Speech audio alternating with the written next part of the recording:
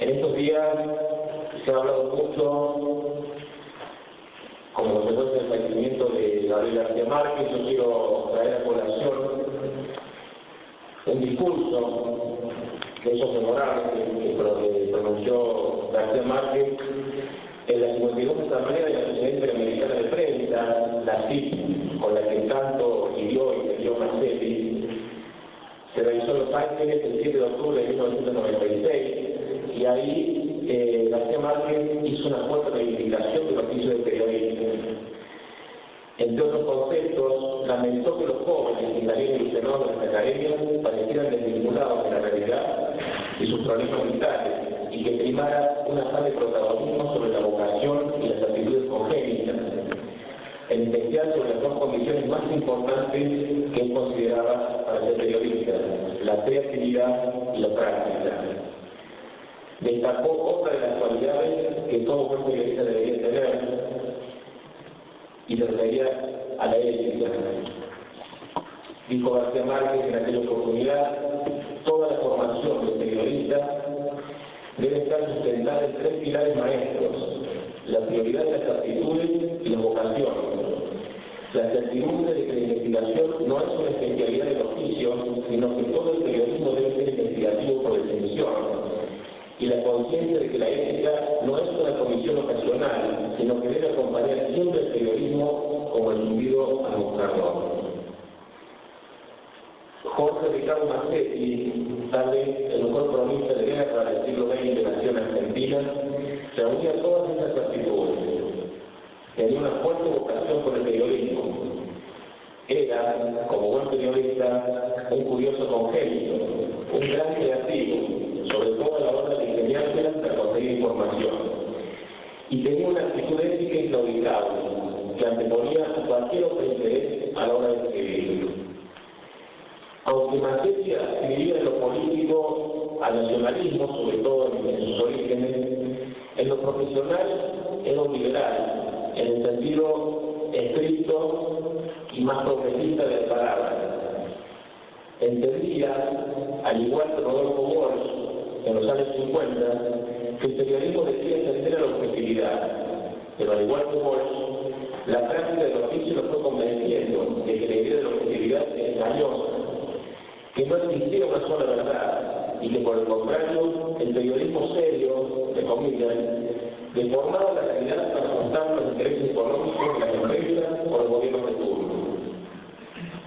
Los primeros pasos de Marcelli en el oficio no venían demasiado de las inquietudes de otros periodistas de su generación. Comenzó a publicar muy joven sus primeras notas en periódicos nacionalistas, en su mayoría afines al peronismo, como Cabildo, Pregón, Tribuna, La Época, Democracia y El Mundo.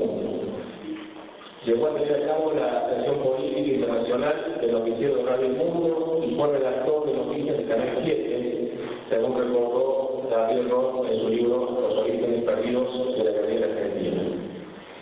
Marcelli tendrá su primera experiencia como director en 1953 en un diario de Tandil. Al año siguiente dirigirá la revista de la Asociación de Docentes Argentinos y el semanario Calceca, tal vez su emprendimiento editorial más ambicioso que compartirá con su amigo Alejandro Doria. Trabajará también en la Agencia Latina de Información, un ensayo del gobierno peronista que tenía como corresponsal en México a un joven médico que se ganaba el pan sacando fotos, de Ernesto Guevara de Serna. En la productiva década del 50, Marcelli también publicará algunos cuentos de su autoría en los diarios Clarín y La Prensa, y escribirá su primera y única obra gráfica, La Noche se prolonga, que se estrenará en Buenos Aires casi simultáneo con el triunfo de la Revolución Cubana. En febrero de 1958, cuando Marcelli viaja a Cuba, el sector del piloto de Fórmula 1, Juan Manuel Sánchez, por un grupo comando del movimiento revolucionario del 26 de julio, conmocionó al mundo. Recién liberado, sin haber podido participar en el segundo Gran Premio de Navarra, el múltiple campeón mundial elogió sus actores por el buen trato recibido y dijo que entendía y hasta compartía las razones de su lucha. Cuba era noticia mundial. Un año antes, el periodista norteamericano Herbert Matthews, del New York Times, entrevistó a Fidel Castro en Tierra Maestra, echando por tierra la versión oficial de la dictadura de Fulgencio Batista, que decía que no había entrado sobrevivientes del gran que Fidel Castro estaba muerto.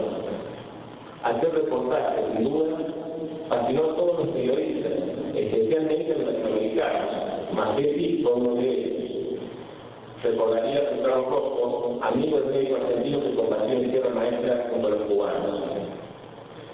Masetti encontraría finalmente la llave de esta historia que tanto buscaba en el mítico Café La Paz, donde se reunía la bohemia porteña apenas abandonaba las redacciones de Buenos Aires. Allí, el propio Rosco le entregaría una esquela que sería un salvoconducto para llegar hasta el mismo campamento del Che en Tierra Maestra. El viaje de Masetti a Cuba está relatado con maestría en uno de los mejores libros de crónica periodística que hayan escrito en este país de América Latina. Los que luchan y los que lloran, el Fidel Castro que yo vi. Lo escribirá en Sion, en solo 3 semanas, cuando vuelva al país tras haber logrado la hazaña de entrevistar a Fidel Castro y el Che Guevara en Tierra Maestra. Como dijo Walsh, la mayor hazaña individual del periodismo argentino. La aparición del libro de Masetti es contemporánea a la primera edición de Operación Masacre, la obra que cambiará para siempre la vida de Walsh y fundará el género de no ficción en Argentina, anticipándose en casi una década al libro de Truman Capote, A Sangre Fría, que revolucionaría el periodismo en Estados Unidos y el mundo occidental. Los que luchan y los que lloran cuentan la historia que Masetti fue a buscar a Cuba. Es su primer y único libro publicado en vida, escrito con la adrenalina del cronista de guerra, y el inconfesado objetivo de colaborar con la lucha del movimiento 26 de julio. Es una simple crónica periodística, dirá Masetti con una buena dosis de modestia y algo de vergüenza por haber sido testigo privilegiado de una epopeya revolucionaria ajena, que lo había conmocionado profundamente como ser humano. Los que luchan y los que lloran es una formidable crónica de guerra, inspirada en el célebre libro 10 días que conmovieron al mundo, de John Reed, que Masetti solía recomendar a sus colegas para aprender los efectos de los niños. Al igual que Operación Masacre, cambió para siempre la vida de Walsh. Los que luchan y los que lloran también transformaría a Masetti. Su asombro inicial ante esos hombres barbudos, hambrientos y cansados que defendían por escaso armamento a los guajiros, mientras planeaban derrotar a Batista, mutaría en un claro compromiso con la causa revolucionaria. Cuando abandonó la isla, con su increíble historia bajo el brazo, Masetti ya no era el mismo. Sentía que despertaba del mundo de los que luchan para volver al mundo de los que lloran. Definitivamente quería volver a Cuba, quería sumarse a los que luchan. En enero de 1959, apenas una semana después del triunfo de la revolución, Masetti aterrizaba nuevamente en el aeropuerto de Ancho Gobierno de La Habana. Había compartido el vuelo con los familiares de Che Guevara, con quien establecería una relación de compromiso y amistad que se mantendría incógnita hasta su muerte. Asumió la responsabilidad de organizar con el periodista uruguayo Carlos María Gutiérrez el primer encuentro internacional de periodistas de la Cuba revolucionaria. El encuentro se marcó dentro de lo que se llamó la Operación Verdad, una fuerte iniciativa política con la que el régimen revolucionario enfrentaría las acusaciones de las agencias norteamericanas, Associated Press y United Press International. Fundamentalmente se atacaba a Cuba por los procesos de juicios revolucionarios y fusilamientos a los principales esbirros de la policía de Madrid. Tras el éxito de la conferencia, Masetti emprendería una obra descomunal: la creación de la primera agencia internacional de noticias contrahegemónica en América, Prensa Latina. Respetado por su experiencia profesional en la Argentina, pero sobre todo porque se había ganado la confianza de Che y Fidel en Tierra Maestra, Masetti organizó Prensa Latina con un criterio estrictamente profesional, donde las palabras competencia, cliente y primicia integraban el éxito eléctrico con total naturalidad. Su objetivo era competir con la incompetencia, como solía llamar irónicamente a las agencias rivales. Llegar primero y hacerlo mejor, contextualizando la máquina. Todo puede hacerse, decía Masetti, cuando se tiene razón, capacidad y valentía. Y se puso al frente de una agencia de aspiraciones continentales con máquinas de civil mecánica, cámaras de fotos, un de onda corta para captar emisiones de países vecinos, un transmisor telegráfico Morse y dos teletipos para el tráfico informativo internacional. Nada.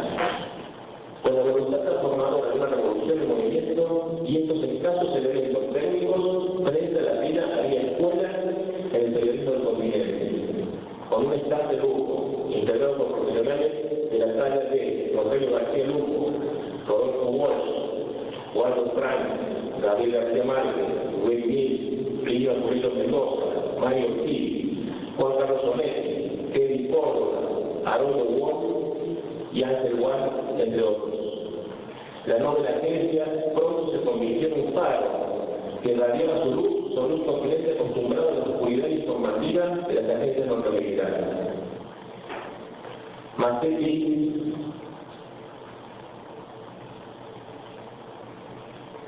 Masetti era un apasionado del periodismo.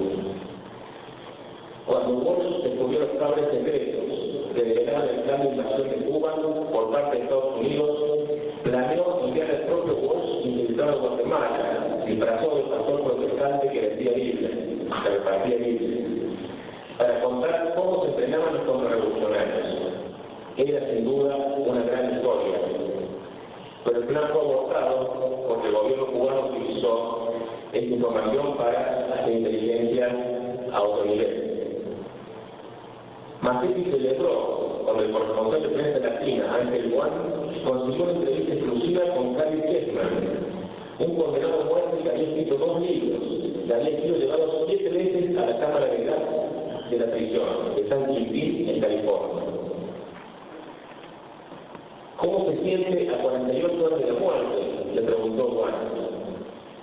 Era la 7ª vez que lo iban a matar. Como si caminara sobre una cola floja, contestó lacónico el reo más famoso de los Estados Unidos. El textual, como si caminara sobre una cuerda floja, fue el título que utilizó Masetti en el despacho que emitió Prensa Latina. En agosto de 1970, Masetti fue secuestrado en Costa Rica, mientras cubría la reunión de cancilleres latinoamericanos. Estuvo cautivo varias horas, aislado. Llegó a pensar que iban a asesinarlo. Aunque nunca pudo probarlo, acusó por la autoría intelectual de secuestro al coronel Jules Dubois, tal vez el enemigo más descalificado de la prensa latina en la CIA, al que Masetti acusaba de ser un agente de la CIA. En enero de 1961, Masetti viajó a Brasil para ser el primer periodista en entrevistar al flamante presidente Jânio Quadros. Fue su último reportaje como director de Prensa Latina. A su regreso a Cuba, fastidiado por el avance del sectarismo en la agencia, presentó su renuncia en forma indignante. No dudó en retomar la dirección de la agencia cuando lo llamó el presidente Eduardo Ribós. Una vez desencadenada la invasión a tal elección, como lo hacía siempre, Masetti dispuso cómo sería la cobertura, envió a sus periodistas y se fue raudo al escenario de los hechos.